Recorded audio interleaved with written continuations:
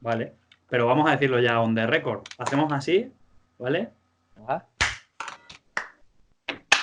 Para luego acoplar el sonido. En realidad no, pero esto entra dentro. On the record. Vale. Estamos dentro. ¿Qué tal, chicos? Hola, ¿cómo estáis? Hola. Pues, hola. Ya, bueno, ¿Qué tal? tal? ¿Y qué tal? Deberíamos introducir un turno siempre porque si no, lo del el solapamiento y el retardo es... A ver, tú puedes ser moderador. Voy Y ya vas señalando. Sí, claro, que como lo vemos todos. Claro, no te jodes. Orden alfabético de los apellidos. Lo que habíamos dicho era hacer una tormenta de ideas in situ para decidir el nombre de esto que todavía, bueno, que está naciendo ahora mismo en realidad.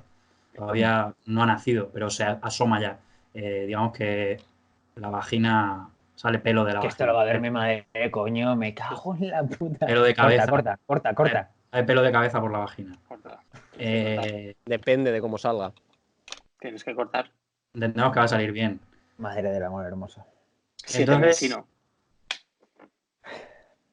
Vale, como íbamos pues, diciendo, queríamos comenzar, o sea, lo que dice aquí la escaleta es arrancar con una tormenta de ideas para decidir el nombre de esto, como decimos, que se está dando a luz. Que se ha gestado, ¿verdad?, durante meses que llevamos trabajando para hice poder confinamiento sacarlo. También bastante tiempo dándole a la cabeza en este encierro. Y lo que no tenemos es nombre. Iba a decir que nos ayudase la gente, pero sin nombre todavía no tenemos ni siquiera una estructura como red social, ¿verdad? Que nos diga Entonces, Charo, un poco. No sé si barajáis algún tipo de idea ya más o menos consolidada de qué puede ser esto. Hombre, consolidada no. Hay algunas propuestas, podemos ¿Tienes decir. alguna propuesta, Jesús, que vayamos apuntando? Yo voy a ir apuntando. Bueno, en propuesta yo puedo plantear la 10ª parte de un listo, por una vieja historia que nos une. 10ª parte de un listo.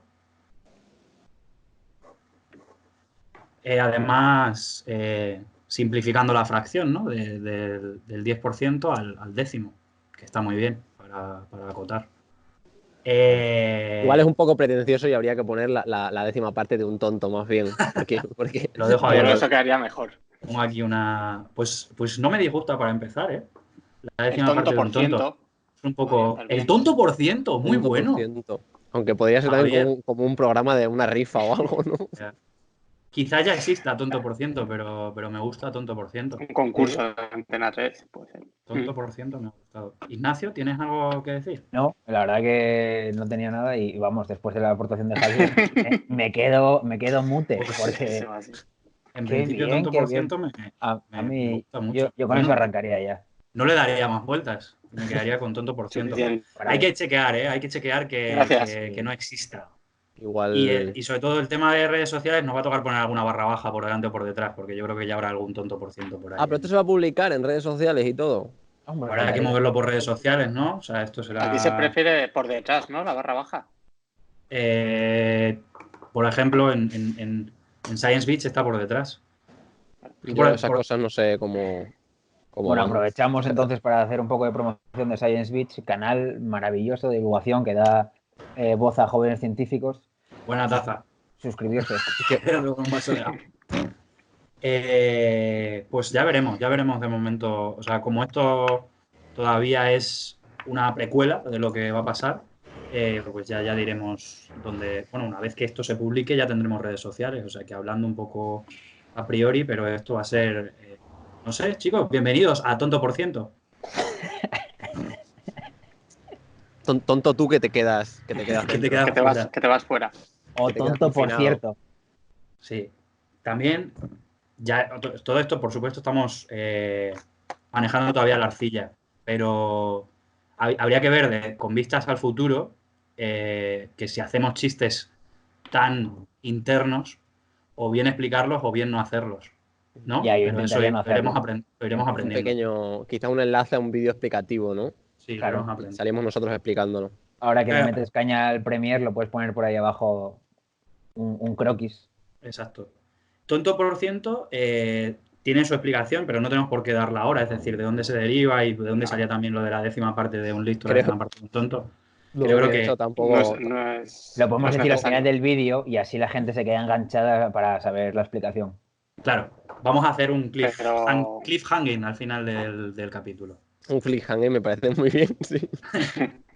Del segundo punto de la escaleta, antes de las secciones que magníficamente habéis preparado para el primer programa, o el programa 0, quería decir 3 cosas que me parecen una puta mierda. Y esto creo que se va a mantener en el caso de que haya un primer programa. Para Se puede soltar la añadir, lengua ya, ¿no? ¿no? De primeras. Sí. ¿Qué? Se pueden añadir más Se cosas. pueden añadir, se pueden añadir. Se pueden añadir o rebatir, en el sentido de en plan de, pues a mí esto que tú dices me parece, lo que tú dices sí que me Una parece una gilipollez. puta mierda. ¿Sabes? Claro. Eso es. Las 3 son musicales, ¿vale? 2 ya las sabéis y otra que he añadido. La primera es, me parece una mierda que las letras de los planetas no se escuchen. O sea, que la voz no se escuche. Vale. Esa es la primera. Vale, yo ítem más y digo que me parece una mierda los planetas directamente. Es una vieja discusión, de hecho, que mantengo con la que a día de hoy es mi consorte. Depende cuando se publique esto. Estoy en desacuerdo con la de Ignacio y con la tuya de acuerdo dependiendo, evidentemente, de la canción. Pero bueno, Paula, te sea, quiero. Entiendo que en parte es la gracia, pero me parece una mierda. A mí, Bueno, pues te esfuerzas en entender un poco. por supuesto. Pero porque no deja de parecerme- porque es la gracia que no se entienda, que sea inteligible. porque sea diferente. No sé, o sea, no sé como si que es la como gracia que- tampoco, ¿no? O sea, por algo lo harán, ¿no? Es muy evidente que a ellos las voces se les escuchan Como si mucho estuvieran- menos que a otros grupos. Como si estuvieran en Plutón, quizás. claro, yo creo que forma parte un poco del estilo, ¿no? Y de... Claro. Sí, es así. Es tu registro. O sea, en la imprenta, por ejemplo, no se puede escuchar lo que dicen. No. También porque hay a veces, hay ocasiones en que la gente grita mucho más. Vale, la imprenta es un bar de Salamanca que frecuentábamos en nuestra Sí, época no. universitaria. Claro, no es una copistería. Ni una zapatería. Esto no llega. Cuidado con no entrar también en la Por ahí, correcto. También, por no solaparte con tu sección, más que nada. La segunda cosa que me parece una puta mierda es. ¿Cuál era? Que es que no las estaba apuntadas. Bueno, esta me parece. Bueno, voy a decir primero una que es más suave y la otra. Lo que hacen Andrés Suárez y Elvira Sastre es una basura. A mí, sobre todo, no les he por- trabajado, por suerte. A mí, sobre todo, Andrés Suárez, que me parece Junto. una fantasía de ¿Qué hacen tío, juntos? que no sé, es que no lo entiendo. ¿Qué hacen juntos? ¿Meterse farlopa o qué? Claro. No, conciertos mezclan- en los que para de repente la música y Elvira Sastre empieza a recitar sus poemas, que están muy guay, pero Y él tampoco le creo pone que sea la música a sus mejor. temas, también. Tampoco creo que ella sea la mejor tía declamando, ni muchísimo menos. Y luego él es, pues no sé, el prototipo de flipado con guitarrita. Es una cosa espectacular. O sea, los movimientos. Yo decir que algunas canciones de Andrés Suárez sí que me gustan, igual que me gustan algunos poemas de Elvira Sastre, pero que juntos dan mucha grima. Yo no los he tándem- visto el juntos. tándem de la mierda. Yo no los he visto juntos, pero me molesta sobremanera cuando Andrés Suárez se aparta el pelo. Cuando está hablando y se aparta el pelo, eso me Le enerva. tengo muchísima manía. No les he visto nunca, ¿eh? No sé Pues, cómo es Andrés Suárez. No contaba con esto en absoluto, Diego, pero por ahora 2 de 2 de acuerdo contigo. No, Pues debe ser la primera vez. Vamos a tener que empezar bueno, a ver, también decir esto en cuarentena está feo, pero vamos a tener que empezar a quedar así para estar más de acuerdo que en una situación convencional. Sí.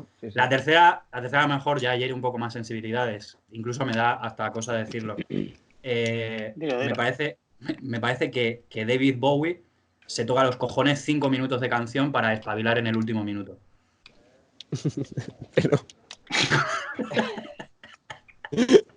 Pero es como el Madrid, es de gestas al final, ¿no? Exacto, sí.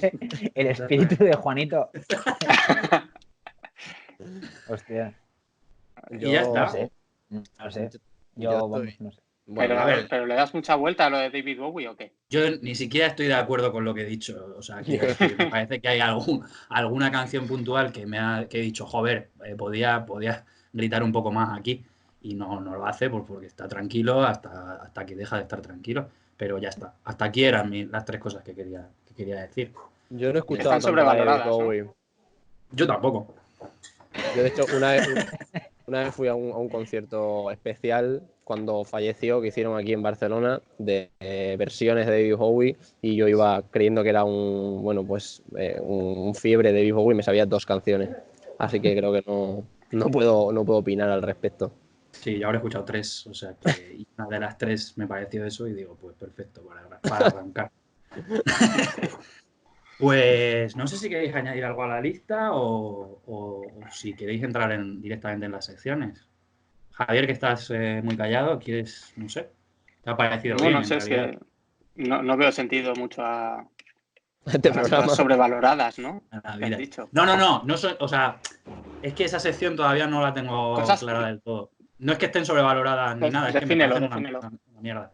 Claro, Esto que he igual, ¿te hecho parece ha sido una puta decir mierda? Vale, 3 cosas vale. que me parecen una mierda. igual lo de Bowie es como los planetas, que es su estilo, ¿no? Y esa es la gracia, que se esté tocando 5 minutos los cojones.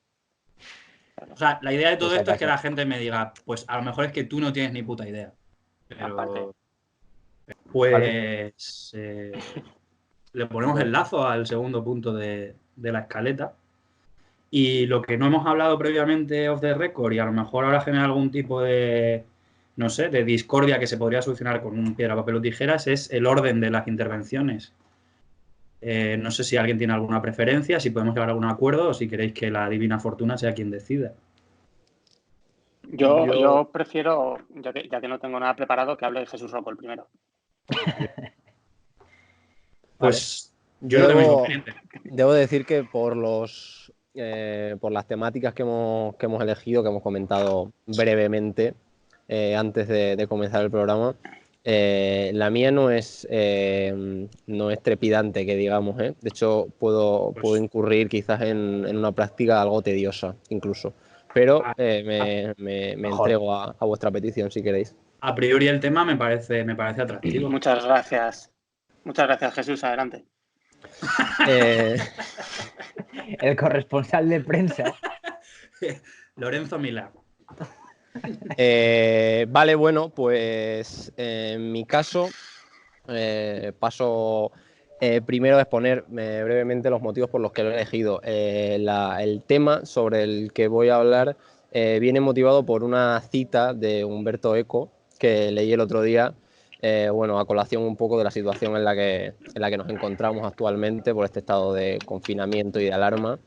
En la cita al tenor literal es la siguiente. Al parecer Umberto Eco, poco antes de morir, dijo: las redes sociales han promovido al tonto del pueblo como portador de la verdad. Esto me hizo un poco reflexionar y investigué un poco el asunto en relación con la figura del tonto del pueblo como heraldo un poco o portador de la información ahora a través de las redes sociales y tal. Por lo tanto, he creído conveniente hacer una breve exposición tanto de la génesis y el origen de la figura como de algunas representaciones o alusiones artísticas que tiene la figura o que tiene la temática. A modo Jesús, preliminar, sí, dime. antes de que avancemos, que me ha Claro. parecido un preámbulo maravilloso, ¿preferirás que te interrumpamos si surge algo a lo largo de tu discurso o que guardemos nuestros pensamientos para compartirlos contigo al final? Yo creo que interrumpir mucho más nutritivo para el debate y para la conversación. A riesgo de que con el retardo y demás podamos tener algún tipo de traspiés, Claro. pero bueno, lo podemos hacer. Perfecto. Pues, perdón por la primera No interrupción. pasa nada. Se No puede pasa levantar la absolutamente mano nada. como en el cole y así no hay peligro de comerle el terreno a Jesús. Claro, a mí me parece perfecto. Interrumpidme y también quizás con alguna chanza sobre el discurso. Bueno, a modo preliminar, comentar un poco que, al menos en contra de lo que yo pensaba previamente, la figura del tonto del pueblo, más allá de la concepción que tenemos de esta figura, se encuentra ampliamente desarrollada dentro del ámbito literario, desbordando incluso la mera concepción popular de esta figura que podamos tener, y cuenta, como ya os decía, con numerosas referencias artísticas, literarias, incluso pictóricas, ¿no? Por lo tanto, la concepción que se tiene de la figura siempre estando un poco enlazada con la figura del tonto del pueblo dentro del núcleo social, en este caso, de las pequeñas provincias, quizá, ¿no? En primer lugar, me gustaría hacer un breve recorrido de la génesis de esta figura y del origen de donde proviene, si os parece bien. No sé si estáis de acuerdo. A mí me parece estupendo. Faltaría. Contextualizar brevemente el tema. Por lo tanto, en primer lugar, remitirme al siglo VII. Fíjate dónde nos vamos, porque al parecer, al siglo VII y alrededores, tanto en el ámbito islámico como a posteriori en el cristianismo, pero estaba muy extendida la idea de que los locos, los tontos del pueblo o los meros idiotas se debían tratar con extremo respeto. Al parecer se entendía que estos locos tenían su mente en el cielo, mientras que al mismo tiempo tenían un cuerpo el cual se desarrollaba y sociabilizaba con el resto de mortales, y por ello se tenía que tener cierto respeto. Como os decía, esta idea se enlaza también con la concepción que se realiza en el cristianismo, y llegamos a la primera figura del primer loco, el primer tonto del pueblo, y nos encontramos con Simeón el Loco. ¿Simeón el Loco? Simeón el Loco, no sé si estáis ¿De familiarizados. qué provincia? Pues no sabría ubicarle concretamente. Pierre Javier, pregunto, Simeón el Loco, según consta, era, como os decía, el primer tonto del pueblo, el primer loco, el cual tenía dentro de sus actividades, entre otras, al parecer estaba habituado a caminar desnudo entre las calles, lanzaba numerosas flatulencias sin ningún tipo de decoro. Por otra parte, también gustaba de manosear a las mujeres en el templo religioso al menor descuido. Actitud que ya por entonces, sin la concienciada situación en la que nos encontramos ahora, pues ya estaba completamente censurada. Por otra parte, también, al parecer, en una ocasión intentó curar a un ciego echándole mostaza en los ojos, probablemente con unas consecuencias desastrosas, e incluso a veces paseaba a un perro muerto, le arrastraba pesarosamente por el suelo. Pero bueno, para salir del confinamiento era, ¿no? También. La excusita. Tanto fue el empeño de Simeón el Loco que finalmente, después de tanto esmero, se le santificó, y actualmente y desde entonces es el patrón de los santos locos y de los titiriteros. Por lo tanto, él sería la primera gran referencia. Como imaginamos, por aquel entonces, en la Edad Media, la figura del tonto del pueblo o de los idiotas estaba muy vinculada a la propia locura. Perdón, Jesús. Claro, dime. Por poner cara, podemos decir que Simeón puede ser como Jesús Bonilla. No sé. Igual alguno de los ejemplos que he puesto antes, sí que Jesús Bonilla puede haberlos. Un abrazo a Jesús Bonilla y a todos los seguidores de Jesús Bonilla que también nos siguen a nosotros. Y a toda la familia Serrano. Como os decía, a lo largo de la Edad Media, este tipo de figura estaba muy vinculada a la locura, que por una parte se podía entender esta figura del loco como un peregrino de Dios, incluso al parecer, y por otra parte empezó a luchar pues con las concepciones más sanitarias, como por así decirlo, o de carácter de salud. Por lo tanto, como consecuencia de este entendimiento, en la época medieval nos debemos situar en 1410 en la ciudad de Valencia, Comunidad Valenciana actual, ¿vale? Por aquella fecha, hubo un fraile llamado Gil Alberto Jofré, Juan Gil Alberto Jofré, que como consecuencia de ver una escena de unos chicos apaleando y tirando piedras al que era el tonto del pueblo, al loco del momento, reflexionó y bueno, decidió inaugurar o decidió fundar la que fue por aquel entonces una de las primeras instituciones mentales de toda Europa. No se sabe si la primera, pero una de las primeras. Fue el Hospital de Innocents Falls Eorats. ¿Vale? Que pronunciado, cojones. Sí, pueden hablar catalán. Sí. Sí. Bueno, esta institución, aunque evidentemente con un objetivo completamente loable a nivel humanitario, sería tremendamente perjudicial y una de las losas para esta figura del tonto del pueblo y de los locos, porque fue la precursora de la deriva que llevaron todas las instituciones mentales a lo largo desde la Edad Media en adelante, y la práctica de empezar a confinar y a separar a todos estos locos, a todos estos tontos del pueblo del resto de la población.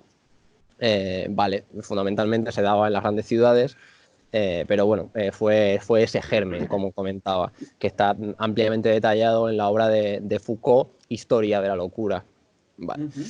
Dentro de estos centros mentales, como ejemplo de las prácticas completamente a día de hoy fuera de onda, como por así decirlo, un ejemplo de estos tratamientos infrahumanos tenemos que incluso en el año 1815, que no es tan alejado, en el hospital de Bethlehem, en Londres, a parecer todos los domingos se exhibía a los locos por el precio de un penique, y los carceleros se jactaban de tener una reputación de, a golpe de latigazo, poder incluso pues hacer que los locos, o en ese caso los tontos del pueblo, formasen o hiciesen piruetas para fervor del público. Y evidentemente, como tratamiento no era nada beneficioso. Pero bueno, como no se trata de, como ya os decía, de un recorrido a través de los tratamientos médicos, sino que lo que trato es de desarrollar un poco el rol social y cultural del tonto del pueblo o de los locos, apartamos un poco esta visión y nos dedicamos un poco más a la vertiente artística. Y nos remontamos a 1492, a una obra a través del autor Sebastian Brandt, denominada La nave de los necios. Esta obra, una referencia de un poco este perfil de loco, de tonto del pueblo, se sitúa en un país imaginario, el país de Cucaña, en el cual estaban en una fiesta constante y los perturbados iban vestidos con ropajes de bufón y se les embarcaba a otra ubicación imaginaria llamada Narrangorrien, que se denominaba el país de los locos. Esta obra, además, a posteriori, sirvió de inspiración al Bosco para pintar La nave de los locos. La obra o la temática, como decía, no era del todo ficticia, pues como os decía, especialmente en Alemania, aunque en muchos lugares de Europa se comenzaba a expulsar, o estas instituciones mentales trataban de apartar y de confinar a los locos del núcleo urbano, del resto de personas supuestamente sanas. Por lo tanto, seguimos hacia adelante y nos encontramos que hasta el Renacimiento pues, se traía consigo esta deriva o esta actividad de reclusión total del loco o del insano mental del resto de personas. Probablemente, como os decía, al tratarse de esta práctica que en las grandes ciudades los retiraba de la actividad social, probablemente fue el germen o el motivo principal en el que este loco del pueblo sí se pudo dar, o esta figura de loco del pueblo sí se pudo dar en los propios pueblos, en las pequeñas localidades, porque no había esta práctica tan asentada. ¿Vale? No sé si hasta el momento tenéis alguna pregunta o... Me está gustando mucho. Está muy bien, yo te sigo con inquietud.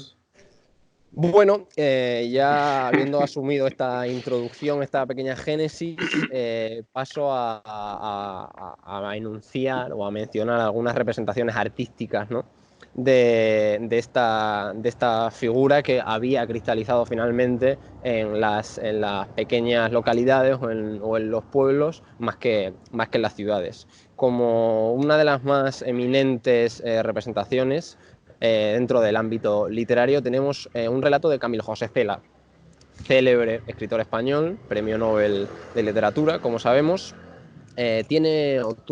Escribió un relato denominado El tonto del pueblo, en el cual se narraba el conflicto sucesorio, como por así decirlo, entre entre uno que era el vigente tonto del pueblo y un aspirante, llamados Blas y Peregilondo, ¿vale? Ojo, Peregilondo. Quien ostentaba el título era Peregilondo y por otra parte estaba Blas, el tonto que aspiraba a ese título. La definición que se realizaba en el cuento de Camilo José Cela de Blas era la siguiente: era un tonto conspicuo, cuidadosamente caracterizado de tonto, bien mirado como había que mirarle. El Blas era un tonto en su papel, un tonto como Dios manda, y no un tonto cualquiera de esos que hace falta que un médico te lo diga para saber que son tontos. Describía el autor, además, que Blas contaba con el entendimiento suficiente como para respetar la tradición sucesoria y ser consciente de que tan particular trono de tonto del pueblo no debía ser usurpado, sino heredado. De manera que a la espera merodeaba por el Pinar o la Dehesa, siempre sin acercarse demasiado, mientras esperaba con paciencia que Peregilondo, que ya era muy viejo, fuese llevado, metido en la petaca de tabla, con los pies por delante y los curas por detrás. La costumbre, pensaba Blas, era la costumbre y había que respetarla. ¿Qué hacía, al parecer, mientras Blas? Pues algo muy común en el gremio de los tontos del pueblo, como era recoger colillas del suelo para guardarlas en una lata, que una vez recopiladas entregaba al vigente rey o el vigente tonto del pueblo, que era Peregilondo. Como os decía, una representación literaria de esta figura completamente asentada en contra de, por lo menos, de la idea que yo tenía, que era, me creía que era simplemente una expresión, incluso, no sabía que estaba tan fielmente representado. Obra que quizás pudo inspirar, perdóname Jesús, claro, porque me ha evocado, probablemente alguno más también, que pudo inspirar a José Luis Cuerda, por ejemplo, en ese momento de Amanece, que no es poco, en el que se están otorgando los distintos roles o sí, digamos, esos papeles que se juegan dentro de un pueblo, pues la chica más promiscua, el tonto del pueblo, etcétera, etcétera, ¿no? Como si fuese probablemente un escaño. De hecho, a nivel de contexto histórico, probablemente Cuerda estaba bastante más cercano a posibles obras de Camilo José Cela. En contra de lo que podríamos pensar, este costumbrismo castizo, que podríamos decir, podría llevarnos al equívoco de pensar que se trata de una figura plenamente castiza o española, y que es únicamente una institución de aquí, lo cual no está nada más lejos de la realidad, porque también hay referencias dentro, por ejemplo, del ámbito anglosajón, quien dispone del equivalente pleno denominado Village Idiot, que figura que incluso los Monty Python dedicaron un sketch. En este sketch veíamos a uno de estos especímenes agitándose espasmódicamente y chillando incongruencias cada vez que un vecino se aproximaba y le daba un poco de limosna como él estaba pidiendo. El sketch representaba que una vez a solas la cámara le enfocaba y el tonto del pueblo, este espécimen, recuperaba la compostura y se dirigía a los espectadores con una seriedad pasmosa y académica, y explicaba cómo su labor derivaba de sus ancestros familiares, quien durante siglos proveían a la comunidad o al pueblo de un valioso servicio social, podríamos decir.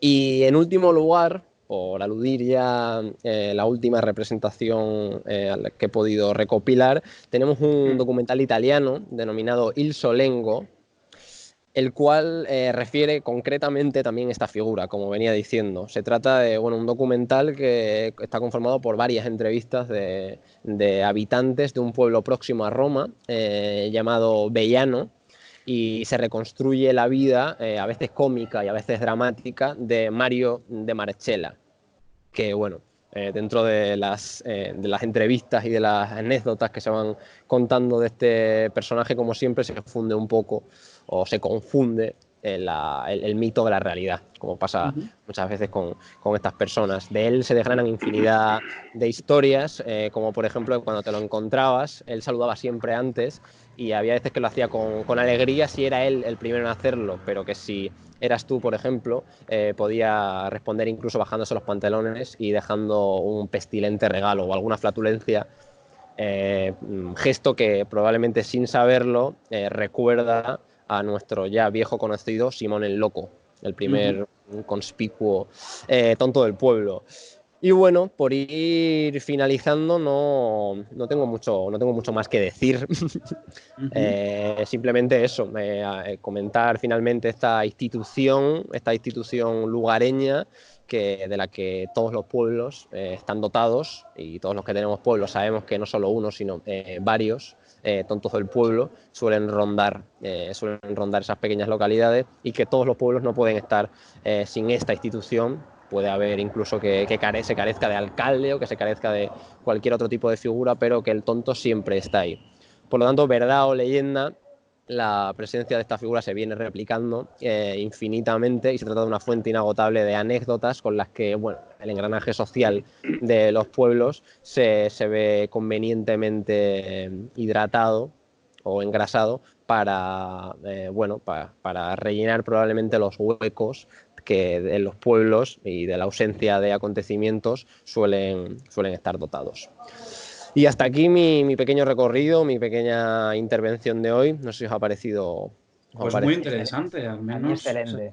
Personal, excelente recorrido por la historia, incluso artística, de esa figura del tonto del pueblo. Y bueno, pues algo que creo que a todos nos llama la atención, ¿no? Ese terreno de la locura, esa manera de pervertir lo que es la realidad y lo que es la ficción, tan representado en el cine y en cualquier forma de expresión del arte. No sé si nuestros compañeros, en el caso de mi pantalla, del flanco derecho, quieren añadir algo más.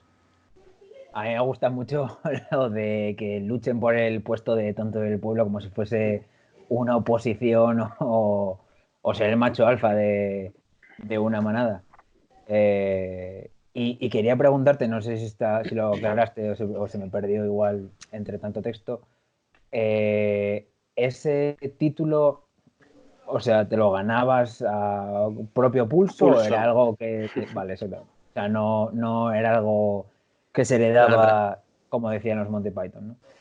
A fin de cuentas es simplemente pues la concepción que nosotros tenemos de esta figura. Al final era simplemente un relato que Camilo José Cela escribió, redactó, y no se trataba de el único título real lo tenían en la mente estos dos tontos del pueblo. No había ningún certificado de autenticidad ni ninguna medalla, por lo tanto, pero en sus cabezas sí que es cierto que sí existía esta pugna y este trono de la tontería del pueblo.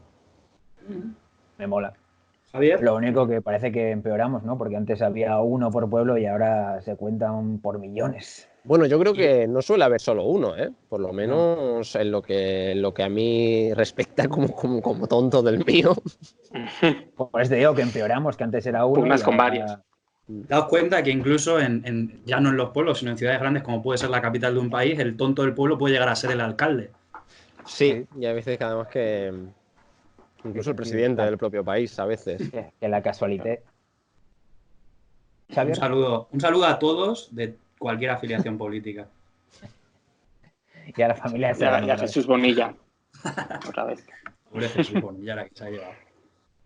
Pues muy bien. La verdad que sí me viene a cuento mucho. Pero bueno. Interesante historia que comenzó con Simeón, el loco, y que fantásticamente nos ha relatado Jesús, que ha estado investigando al respecto.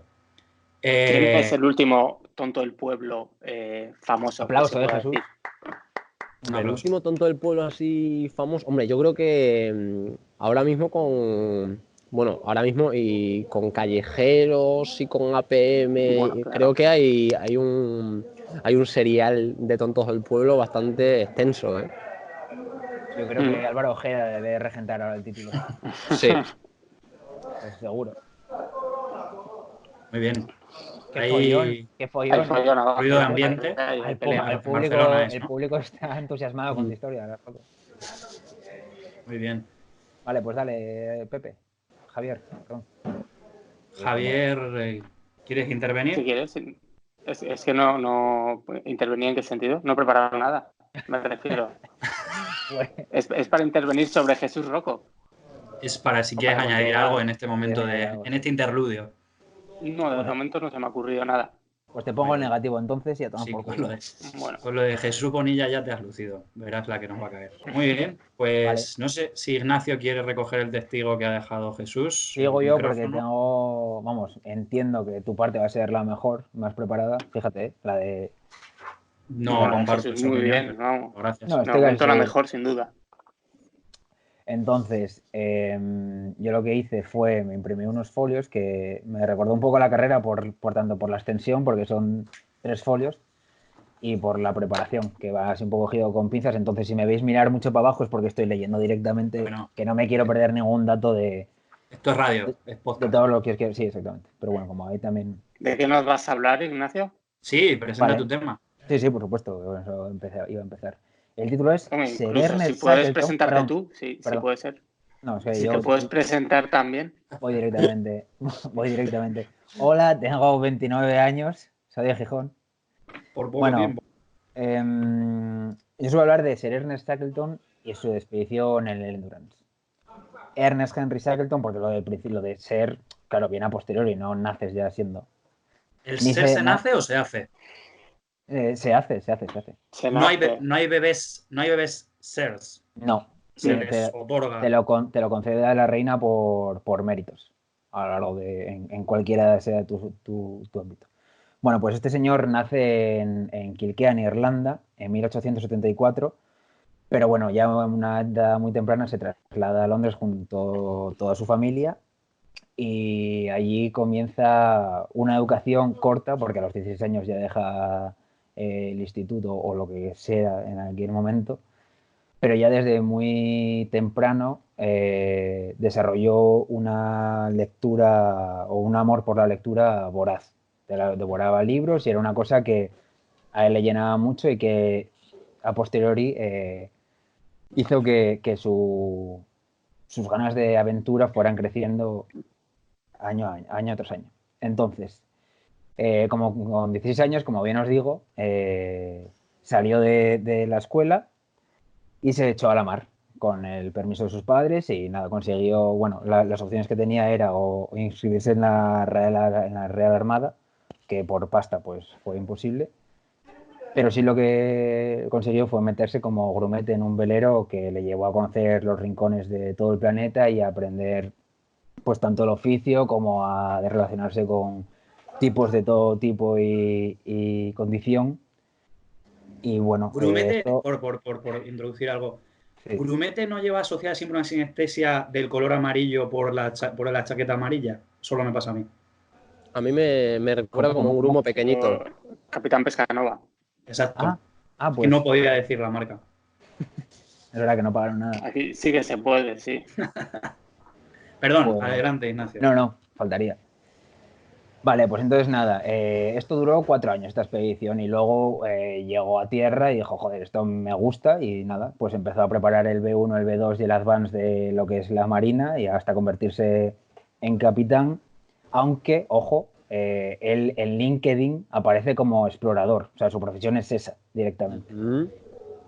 Y de hecho fue una de las principales figuras de la conocida edad heroica de la exploración en Antártida, un periodo que duró 25 años desde finales del siglo XIX a principios del XX, en el cual pues, se dedicaban a investigar tanto geográficamente como científica la región de la Antártida y el continente helado, vamos. Vale. Su primera experiencia en las regiones polares fue como tercer oficial de la expedición Discovery, que duró de 1901 a 1904. Y estaba bajo la dirección del capitán al mando, que era el capitán Scott, uno de los grandes héroes de este periodo que os hablé. Y el problema es que él tuvo que regresar antes, Shackleton, porque enfermó gravemente y dijeron, bueno, pues me voy para casa, que tampoco la voy a liar antes de tiempo. Y se le quedó la espinita, él se lo tomó muy a pecho y lo llevó fatal. Entonces lo que hizo fue resarcirse, retomando un viaje a la Antártida en 1907 y esta vez ya como líder de la expedición Nimrod. En enero de 1909, él y 3 compañeros más hicieron una marcha que les llevó al punto al sur jamás explorado por el hombre hasta ese momento, que era unos 190 kilómetros del Polo Sur. Claro, al volver ya fue cuando sí le concedieron el título de ser y un poco pues ya más contento porque, joder. Sí, ya más chulo. Claro, Está claro, muy bien. claro. Ya le ves a Ferguson, le cambió el semblante cuando se lo dieron. Se Bien, ponía pues la entonces- gorra para atrás. Señorito Hackleton, ¿no? Exactamente.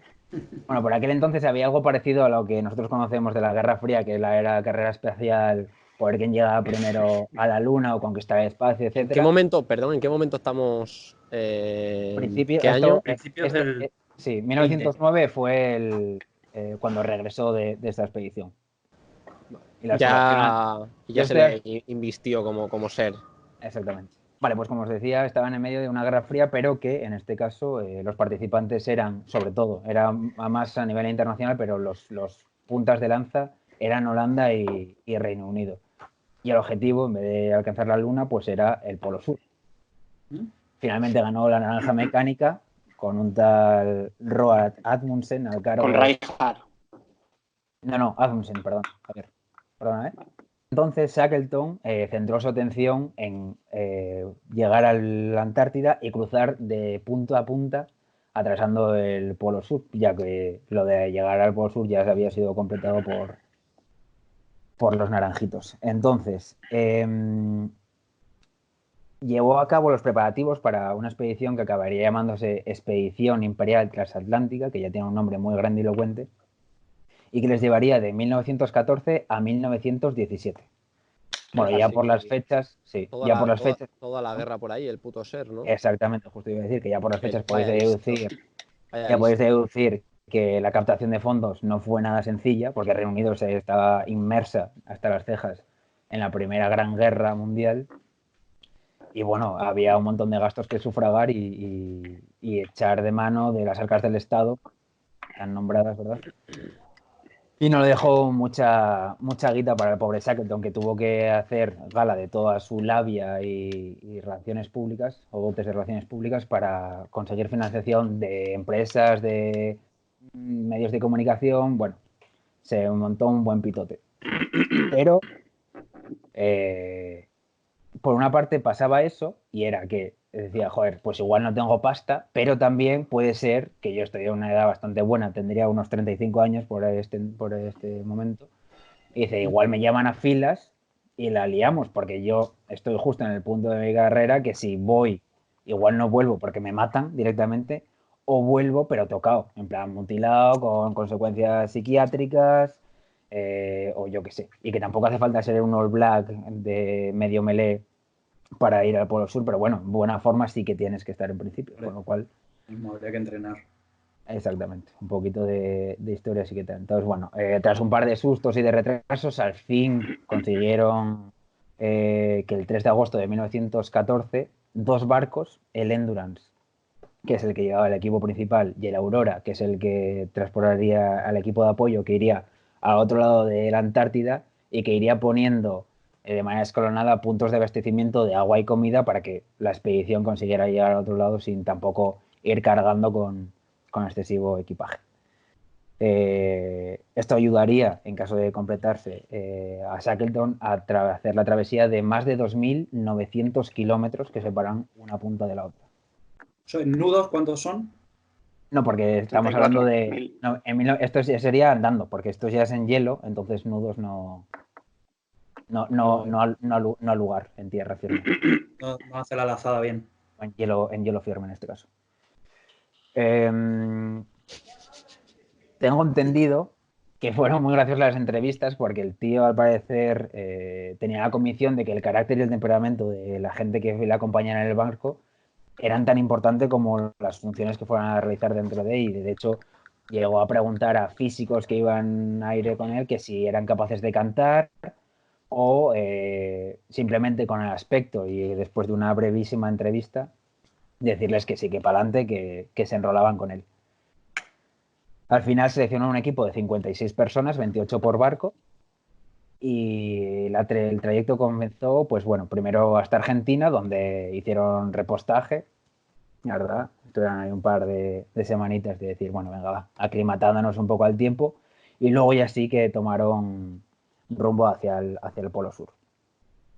Pronto se toparon con el hielo, que ralentizó mogollón la navegación, ya en el mar de Weddell, y el 19 de enero quedó el barco, el Endurance, que es el Resistencia, inmovilizado en una banquisa de hielo.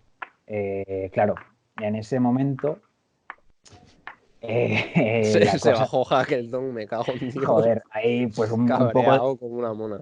poco de bajón y tuvo que hacer frente a un mogollón de crispación que se vivía de tal, pero bueno, resumido mucho. Ahí estuvieron casi un mes, ¿vale?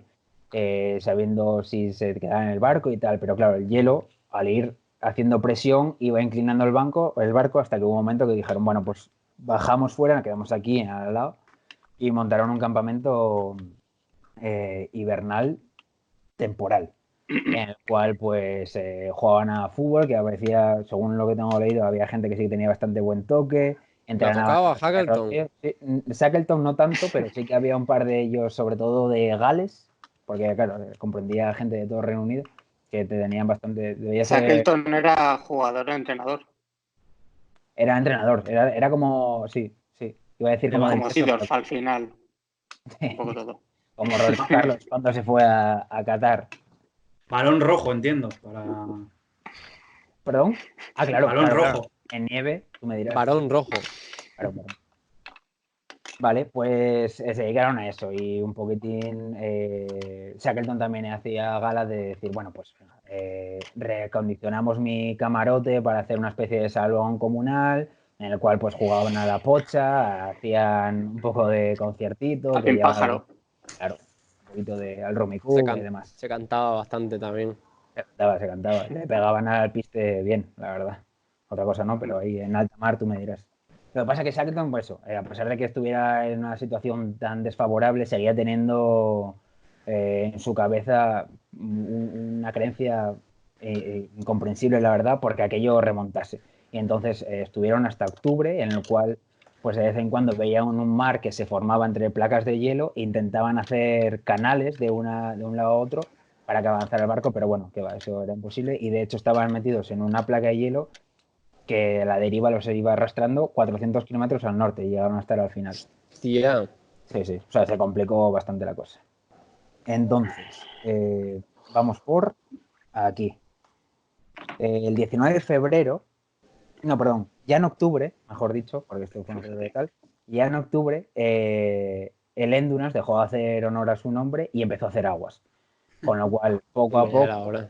exactamente, sí, sí, ya con las fuertes presiones, los tal, cual, pues entonces lo que Los tuvieron que hacer fue balonazos. tratar el pis de perro, que también carcome la madera, es una cosa mala. Eso sí. Tuvieron que rescatar las pertenencias y las provisiones a toda pastilla antes de que el mar se tragara el barco, cosa que al final pasó. Lo que hicieron fue pues seguir en ese campamento que habían hecho. Claro, en 1900 os podéis hacer una idea que no eran las tiendas de Decathlon de arman 2 segundos, ni tenían Gore-Tex, ni nada por el estilo. Pero bueno, la situación era fatal, horrible, pero ellos siguieron adelante. Entonces lo que hicieron fue, tras ver que aquello seguía alejándose hacia el norte, dijeron, bueno, pues cambiamos, vamos a trasladar el campamento, vamos a hacer lo posible para ir acercándonos poco a poco. Y su intención era ya no llegar al Polo Sur, que era una cosa totalmente imposible, porque estaba muy, muy lejos, sino que la deriva de la siguiente banquisa en la que quedaron el campamento les llevase cerca de una isla llamada Paulet, en la cual ya pudieran pedir ayuda y ser rescatados y demás. Llegaron a estar a 100 kilómetros de esa isla, pero era un hielo totalmente impracticable y que, bueno, al final no hubo manera. ¿Se mantenía la liga? La No, liga hombre, interna. ahí ya no, No. porque como el hielo estaba tan mal, pues no estaban los ánimos. Vale. Lo que hacían era mucho cazar foca y bueno, utilizaban la grasa también para calentarse, para echarse. Para untar a un compañero. Exacto. En ese momento, Shackleton dice, bueno, pues a la mierda. Esto no da más de sí. Hay que coger los botes que habían rescatado del Endurance y echarnos a la mar. Y en realidad no nos quedaba otra porque era eso o morir congelados en algo que no llegaba a ser ni siquiera la Antártida. Entonces, eso, botes a la mar y pasaron 5 angustiosos días en el agua hasta llegar a Isla Elefante, que era pues una isla de la mierda, la verdad. Unas condiciones horribles, ya solamente para atracar se las vieron y se las desearon porque estaba todo lleno de riscos con los cuales si chocabas pues también naufragaba la embarcación. Pues nada, tras unos días en la isla de Elefante se dieron cuenta de que aquello no era viable porque era una isla que, como ya os digo, muy pequeña, inhóspita, alejada de todo y de sobre todo cualquier ruta marítima, con lo cual no le quedó otra a Shackleton que junto con otros 6 hombres coger el mejor bote que tenían en posesión de aquella, que era totalmente al descubierto, de madera, muy mal. Pero bueno, el carpintero consiguió hacerle algún que otro apaño, pues reforzar la quilla, darle aceite a las juntas para que no entrara tanta agua, hacer un poco de techito con unas lonas y tal. Bueno, medio resultón. ¿Meter algún patrocinador? ¿Perdón? ¿Cómo? No sé, perdón. Era... Sí. Y nada, se hicieron a la mar. Lo que pasa es que tenían que ir a una isla que se llamaba Islas Georgias del Sur, donde sí que sabía que había estaciones balleneras de los holandeses, los tan odiados, pero bueno, aún así, para esto valdría, que estaba a 1.200 kilómetros de mar, con una bote de mierda, o sea, imaginaos en una Zodiac, atravesar pues España entera y un poco más. Y sin biodramina. Exactamente. Y sin reservas, y de hecho Shackleton, al meterse con esta gente, dijo, no, más de un mes de comidas no vamos a llevar porque si no llegamos en menos de ese tiempo, palmamos fijo. Entonces, bueno, quedaron el resto de la tripulación en tierra y estos 6 que os digo se hicieron a la mar, que bueno, fue una cosa tortuosa, no sé cómo, porque no se sabe muy bien, porque a unos metros de navegación muy extraños, no tenían el material necesario, ni muchísimo menos, acabaron llegando a las islas de Georgia. Pero al avistar tierra, justo esa noche llegó un huracán del copón que les hizo retrasarse, no se sabe muy bien cómo, mantuvieron la embarcación a flote y al día siguiente se conoció que había volcado un vapor de 500 toneladas ese mismo temporal, con lo cual, ojo si tenía mérito la cosa. Vale, lo que hicieron fue al final atracar en la isla, pero por la parte sur, y la estación ballenera estaba al norte. Como vieron que era imposible por el temporal y por las fuerzas que ya estaban flaqueando sobremanera, pues dijeron, bueno, pues atravesamos la isla campo a través, cosa que no se había hecho nunca en la vida, y nada, y a ver qué pasa. Y entonces se pusieron manos a la obra y lo que pasa, pues que al no tener mapas de ningún tipo, subían un risco y decían, joder, pues por aquí no, bajaban, se metían en un nevero, quedaban encallados, había grietas, o sea, era todo muy, muy, muy, muy desfavorable. Finalmente lo consiguieron y cuando lo vieron, pues llorando, una cosa terrible, tal. Pero ya, sí, bueno, debió ser aquello. No se lo creerían, hacía más de 600 días que no estaban en tierra firme en ese momento. Y lo que hicieron fue coger Shackleton a uno de los balleneros e intentar, creo que fueron 4 ocasiones diferentes, el ir a recoger, a rescatar al resto de la tripulación que se había quedado en Isla Elefante. Fueron 3 o 4 veces por lo que os digo, que el tiempo era totalmente inclemente y no dejaba ningún tipo de posibilidad al avanzar. Al final lo consiguieron, con la ayuda de un barco chileno también al que habían pedido ayuda. ¿Se encontraron por allí a Peñita? No, desde la estación ballenera. Los de las tiendas de al lado. Llamaron a tal, fueron al rescate y finalmente los trajeron de vuelta. Primero a los de Isla Elefante y luego a los otros 3 que habían quedado en el sur de la isla, de las islas de Georgia del Sur, Y finalmente, pues nada, todos muy contentos. Llegaron a Chile, donde se les recibió como héroes, cosa que a posteriori, pues evidentemente se les notificó con credenciales y demás. Y nada, todos muy contentos. Lo que pasa es que llegaron a Reino Unido, cada uno llevó un poco la vida a su manera y no fue nada fácil, sobre todo en el caso de Shackleton, que se dedicó a intentar hacer fortuna a través de negocios pues más que cuestionables y de hecho acabó muriendo endeudadísimo en una última expedición que quiso hacer a la Antártida en 1921 y que la casualidad que se quedó, ya palmó en la isla de Georgia del Sur justo antes de, vamos, era el último punto antes de volver a meterse en el hielo. Qué bonito final, ¿no? Al final se cierra el círculo, además en las mismas islas, ¿no? Estuvo guay porque la esposa, a la que tampoco le había hecho demasiado caso, dijo, bueno, pues lo enterráis ahí que a él le habría gustado. Y la historia Había es tenido que, esposa entre medias y todo. sí, una familia Un poco desatendida. 7 niños. una familia Sí. un poco desestructurada porque el Follaba como los conejos. padre tú dirás, pero bueno, Él nunca estaba en casa. nunca estaba en casa. Y cuando estaba quería estar marchando todo el rato. Sí.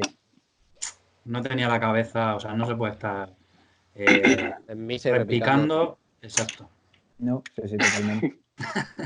La cosa es que, bueno, esta expedición, como no llegó a cumplir su objetivo, pues quedó un poco en el olvido durante las siguientes décadas, que fue Scott, el primer capitán que había tenido Shackleton como el gran héroe de ese periodo de la historia. Pero sí que, pues eso, a finales del 20 se retomó esta historia y dijeron, madre, pues este tío es el puto amo, ¿cómo consiguió sacar adelante esa expedición, que no muriera nadie por el camino con los medios que tenían y quedó como muestra de liderazgo? Y ahora esa me gusta mucho porque historiadores la describen simplemente con una palabra esta historia, que es increíble. Vamos. Punto Grande final, cero. señores. Muy bien. Yo quiero Un cierre apuntillar muy de Bisbal. que si os ha Apuntillar. parecido interesante la historia de Ignacio, que no dudo Un poco que larga, ¿eh? ha sido Que me así. quedo, es que no había Hay yo una cuadrado. serie que se llama The Terror que narra unos viajes también desde, bueno, a mediados de 1800 y narra prácticamente lo que estás contando tú. También al Polo Todos Sur. los problemas a la Antártida. Sí. A mí me ha recordado una peli de Isabel Coixet que la he buscado mientras tanto, que no me acordaba cómo se llamaba, que se llama Nadie quiere la noche. Además el explorador es coetáneo de Shackleton, pero es otro, se llama Robert Peary. Robert Peary. Lo he buscado para ver si eran el mismo, pero no tiene nada que ver con Shackleton. Y un poco a Nox Perpetua de Javier Negrete, que siempre está bien mencionarlo. Muy grande Javier. Muy bien, pues También, me ha gustado. perdón, Diego, Estás en tu pero turno. también otra serie. ¿En qué plataforma Otra se puede ver serie. el terror de los cojones? The Terror en Amazon Prime, que yo sepa. También hay otra serie Pues por tu pan te lo que comes. tiene mucho que ver y que se llama Esquimales en el Caribe, que narra también pues esos partidos, esa vida en el día a día ya cuando estaba el barco encallado en el hielo. Un poco también otro punto de vista, que a lo mejor no se habló tanto, el de la serie Pingu, visto desde otro prisma, no tanto del humano. Claro. Maldini tiene programado para mañana a las 7 un par de archivos de aquellos partidos que echaban en el hielo. El 11 ideal. Siempre es el ser, es con nombres y apellidos, ¿no? Sí, Siempre es Ser como... Archibald Percival, Por ejemplo. ¿no? Pues vamos a por la última intervención, en este caso con autopresentación, puesto que me voy a encargar de poner el cierre, ya que Javier hoy ha estado de espectador, pero para la siguiente tienes que prepararte temita, ¿eh? Yo quiero dejar solo una pregunta como cierre al final, si se me permite. Vale. No, por supuesto. Vale. Faltaría. Eso estás.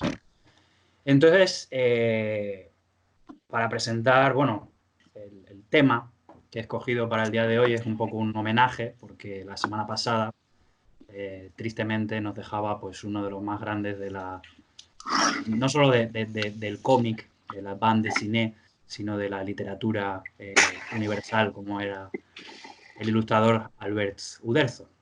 De aventura Entonces he gráfica. preparado, ya digo que no voy a extenderme mucho, pero algunas pinceladas sobre la vida y obra de Uderzo a lo largo de su prolongada existencia, porque falleció a los 92 años y empezó a trabajar muy jovencito. Él nace en Cisne en 1927. Cisne está localizado en el departamento de Marne, que sí que nos sonará más porque fue escenario de dos batallas muy relevantes durante la Primera Guerra Mundial. Típico de los documentales, donde hubo pues, muchísimas bajas y fue una lucha muy encarnizada. Él es hijo de migrantes italianos, aunque nazca en Francia, él es hijo de dos migrantes italianos. De hecho, el apellido rápidamente llama la atención porque no es un apellido francés, es un apellido italiano. Hay un artículo en inglés que dice, como Silvio era carpintero, Silvio era el padre, como Silvio era carpintero, tuvieron que cambiar de localización regularmente. Lo que me sorprende porque no me parece que un carpintero pues tenga una profesión que exija un comportamiento tan nómada, ¿no? O sea, si eliges bien la ciudad, yo no creo que tengas que mudarte mucho, pero así es como se describe en esta publicación. O sea, otra cosa es que te caliente el portero de tu bloque y a lo mejor pues te embarques en una aventura para dar pasillos de hoteles en la manga, pero en principio pues sería muy estable, ¿no? Que no ibas a dejar, que está de puta madre. Un trabajo de puta madre no se deja. Exactamente. Otra cosa guay, porque bueno, he ido solamente destacando lo más así llamativo. Bueno, no es guay, es un poco macabra en realidad. Sus padres, antes de que él naciese, tuvieron un hijo al que llaman Albert. El niño muere de neumonía a los 8 meses y justo después nace Uderzo. Así que a Uderzo le llaman Albert, supuestamente en homenaje al fallecido. Es como en plan de, bueno, pues pasaron 8 meses, en realidad tampoco nos hemos encariñado tanto. Albert está aquí otra vez, que es un poco como del cuando... bebé, ¿eh? Sí, como cuando a mí me robaron el North Face y me volví a comprar el mismo modelo otra vez. Sí. He flipado también mucho con esto, que lo he sacado de fuentes fiables además, y es que Uderzo nace con 6 dedos en cada mano. Pero no Por eso era... escribía Como tan bien. Margarita. Claro, no era para bien, no era una mutación positiva, sino que le impedía mucho, además, al jugar, al pelearse con otros niños, pues era más un apéndice problemático y peligroso que un don. Entonces, le amputaron. Qué pena porque no podía hacerlo con los dedos de las manos, los dedos de los pies. La rima no le salía. Pero bueno, muy Y rápidamente... tenía dedos para trabajar. Él sí que podría para trabajar, porque él sí tiene dedos, 2 más de hecho, ¿no? Se lo amputan, o sea, los dedos extras se los amputan quirúrgicamente y además es daltónico. Esto no se descubre hasta que él tiene 11, 12 años, son los padres los que se dan cuenta y siendo ilustrador, aunque es verdad que muchas de las viñetas eran en blanco y negro, pues es un problema. Entonces, ¿A qué edad? ¿A qué edad se lo se le descubre? descubre a los 11, 12 años, que él no puede Casi como distinguir. Lekun, ¿no? Sí, poco más tarde. Descubrió muy tarde que era daltónico y que había vivido en Irlanda. Lo descubrió mucho más tarde del momento. Lo que idea es un sistema de etiquetado de los colores para poder llegar a ilustrar y a saber realmente con qué color está pintando.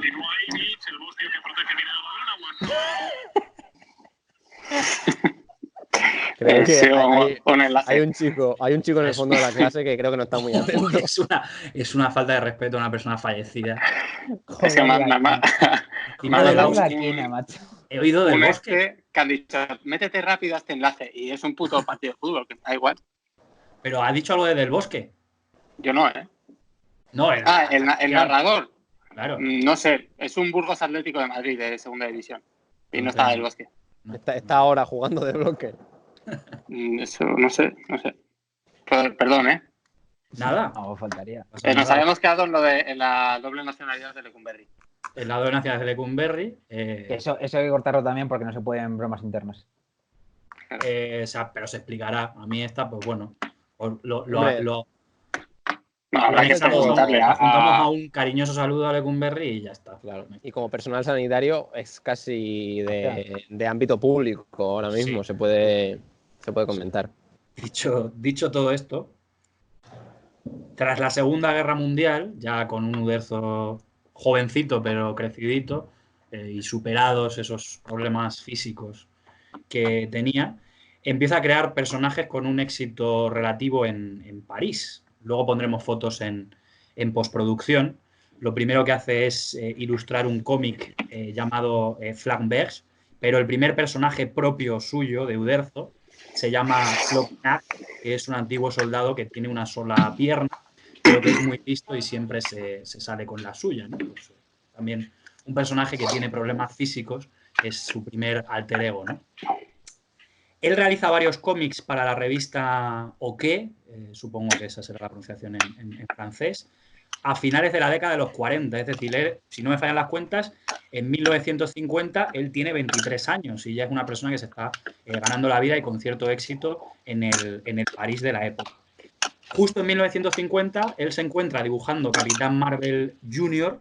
para la revista Bravo y en 1951 es un año pues marcado en el calendario personal y profesional de Uderzo porque un agente de WordPress, George Poissontin, hace de Celestino y pone en contacto a Alberto Uderzo con René Goscinny, estableciéndose pues una de las relaciones más fructíferas de, pues, no solo de la historia del cómic, sino de toda la literatura. Ellos comenzaron trabajando precisamente en WordPress, que es o era una compañía belga que tenía una oficina en París, y los primeros personajes que crean juntos son un papá, el piel roja, que es un indio, Jean Pistolet y Luke Jr., que pondremos fotos también en este vídeo. Y es en 1959 cuando Uderzo y Goscinny se ponen al timón de la revista Pilot, con Uderzo como director artístico y Goscinny como editor.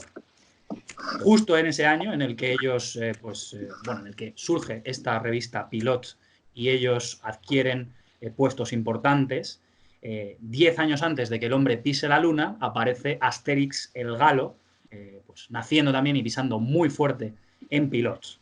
Aquí, como sabemos, pues René Goscinny se encargaba del guión, era quien escribía toda la historia, y Albert Uderzo era el ilustrador. Pero Goscinny, que murió pues mucho antes, dejó un poco solo en este proyecto, no porque él quisiera, claro, fallece de un paro cardíaco, dejó un poco solo a Uderzo, muere con 51 años, y Uderzo no se va a retirar de la historia de Asterix, sino que se va a hacer cargo pues ya no solo de las ilustraciones, sino del guión, y comienza a firmar en solitario todas las nuevas historietas de Asterix.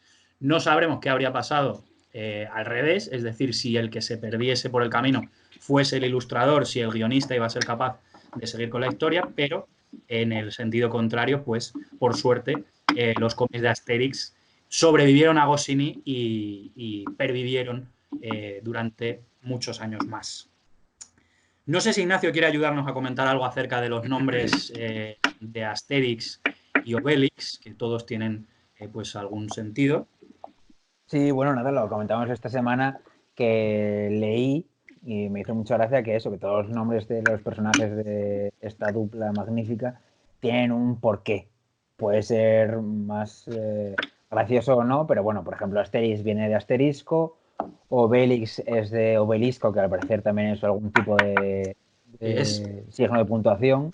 El obelisco es como una cruz de Santiago que se añade sobre todo en los textos. Nosotros en los artículos científicos lo utilizamos mucho como llamada. En las tablas. En las tablas para meter luego una llamada a un texto que explica o que acota algo. ¿Pero que siempre una cita o cómo es? ¿Perdón? ¿Cómo? ¿Que es una cita o normalmente Es se un utiliza símbolo, para citar? es un símbolo gráfico Es como que de llamada, nosotros lo ¿no? utilizamos para citar. Es un asterisco en realidad, pero diferente. Eso, Asterix y Obelix. Sí. Y luego, bueno, el de Asuranceturis, que es el que más me gusta a mí, porque es tal cual, y quiere decir seguro a todo riesgo, Asuran tout risque. Y, que era el bardo de la historia y que siempre al final de cada Le ponían épica. bien de hostias. Exactamente, después de cada argumento épico, le daban una paliza entre toda la aldea de guerreros pues fornidos, y entonces debería estar asegurado a todo riesgo para este tipo de inconveniente. También el asterisco y el obelisco, pues si ponemos al lado un asterisco y un obelisco, el obelisco pues ocupa mucho más volumen. Y otro también, solo por poner otro ejemplo, porque los demás están casi todos traducidos en castellano, pero Abraracurcix es Abra Rakusi, que quiere decir abrazo partido, es decir, con toda la fuerza posible. Él es un guerrero muy valeroso y es el jefe de la aldea, con lo cual se le exige pues ese vigor al que hace referencia su nombre. Otros muchos están traducidos, era de Piedrix, Orden Alphabetix, etcétera, etcétera. Y Defix, por ejemplo, que es el perro, que significaría idea fija, ¿no? Como buen animal. Y poco más, tampoco quería profundizar mucho más en lo que es el cómic, porque el tema era solo pues, despedir un poco a Uderzo.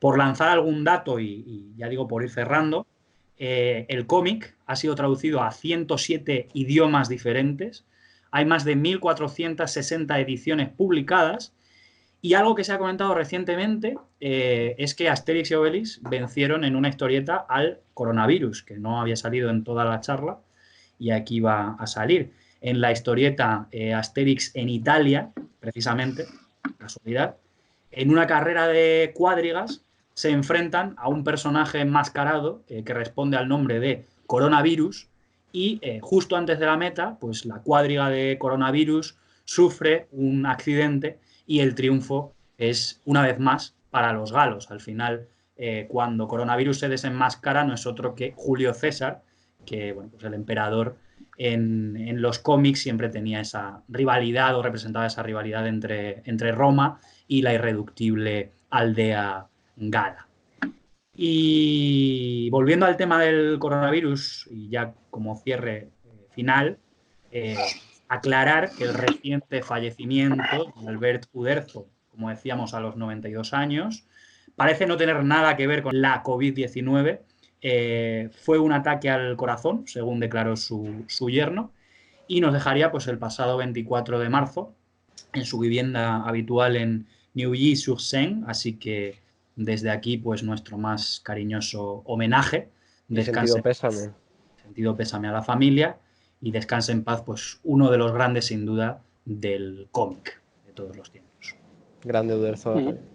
Bueno, una pequeña ronda de intervenciones, si tenéis algo que comentar, Javier, Jesús. Si queréis añadir no solo a esta última intervención, sino al programa general que iremos cerrando en breve. No, muy bien.